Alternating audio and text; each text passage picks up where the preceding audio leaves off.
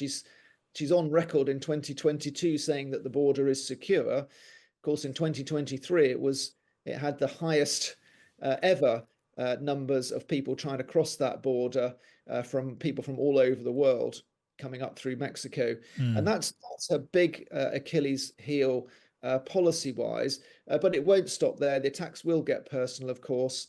Lots of competing memes on social media already. Welcome now to the show, David Charter, who's assistant editor of The Times in the US. Hello, David. Hello, John, from Washington, D.C. And you're very welcome back to the show, David. So look, I'm seeing and I'm hearing reports of jitters beginning to build up in the Trump camp. Are they nervous as far as you can see, David, or is that wishful thinking on the part of Democrats? Yeah, I think they're a little nervous because they've got to switch everything around, and they were prepared for Biden. And it was pretty clear in what they were saying last week that they wanted Biden to stick around. He was their preferred target. I think once things settle down with Harris, it's clearly going to be Harris who's going to be the Democratic candidate. They will really get their teeth into her. It's going to be pretty brutal, you know. A lot of negative campaigning is clearly already coming out, and that's just the start of it. So I think actually that they will refocus, and Trump is still ahead. You know, we've had some early polling that shows Kamala Harris is closer than Biden to Trump, but Trump is still ahead. So it's still his to lose. And I think the Republicans, on reflection, think, well, there's bound to be a honeymoon period where there's a lot of excitement, especially in the media, a lot of coverage of Kamala Harris, of course, which can only benefit her.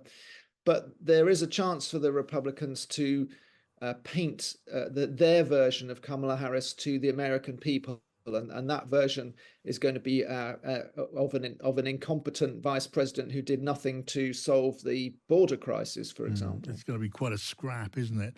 I mean, at the moment, it may be that Kamala Harris has some momentum, the big mo, as they say, but there's a way to go yet. And the Democrats at their convention in Chicago at the back end of August, looks like that's going to be a coronation of Kamala Harris, David, which will be remarked upon. There was some in the Democratic Party who would have liked to have seen a contest at that convention. But the Dems are going to unite, aren't they? And will the voters really mind? I think there was a feeling among Democrats that we've discussed before that they didn't want to have a big old fight. For some reason that I haven't got to the bottom of, they chose Chicago with all the residences of 1968, which was a terrible time of conflict in the country over Vietnam and within the Democratic Party over who should be the candidate to try and resolve Vietnam. And it was a disastrous convention.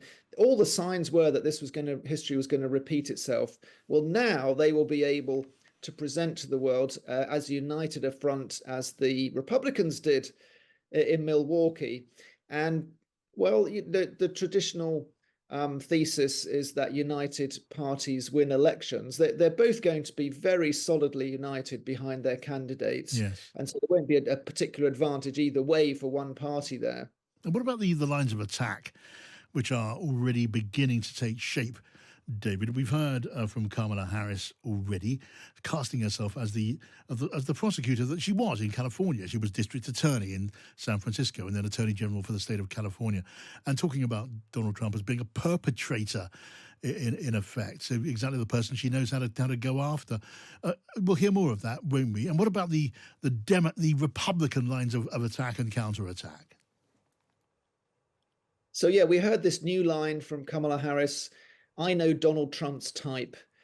I've been in many courtrooms. I've prosecuted fraudsters. I've prosecuted men who have harassed women.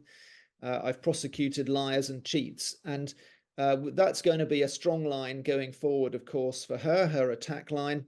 On the other side, as we've already touched upon, her role as the Republicans call it, the border czar. She was supposed to tackle the causes of migration, and she's on record in 2022 saying that the border is secure. Of course, in 2023, it was It had the highest ever numbers of people trying to cross that border from people from all over the world coming up through Mexico. And Mm. that's a big Achilles heel policy wise, but it won't stop there. The attacks will get personal, of course. Lots of competing memes on social media already. The memes setting her up as cool in and as a cool character on one side, and on the other side, laughing a lot and making these word salads that she occasionally got into when she was trying to answer questions she wasn't very certain of. She fluffed the answers with meaningless sentences. Mm. So we're going to hear a lot more of those things as well. And the big question is, will there be a debate between Harris and Trump? So Trump seems to be in full reversal mode. It was set up for ABC News. He says that this is a liberal channel that he won't go on. He wants it to be on Fox News. The Democrats say, hey, we had an agreement. It wasn't Fox News. So it looks like this was supposed to happen in September. It looks like if Trump's still in the lead, he might back out of that one. Right. So is he welshing on the deal here? Can that clearly be said? Was there an agreement which is now being questioned? There was an agreement for Trump to debate Biden a second time, Mm. but all the signs are at the moment that Trump's prepared the ground to withdraw. And of course, it's always for the advantage of the person who's running behind Yes. to have the debate to try and make up ground. At the moment, Harris is running behind, but she hasn't really been introduced to the country.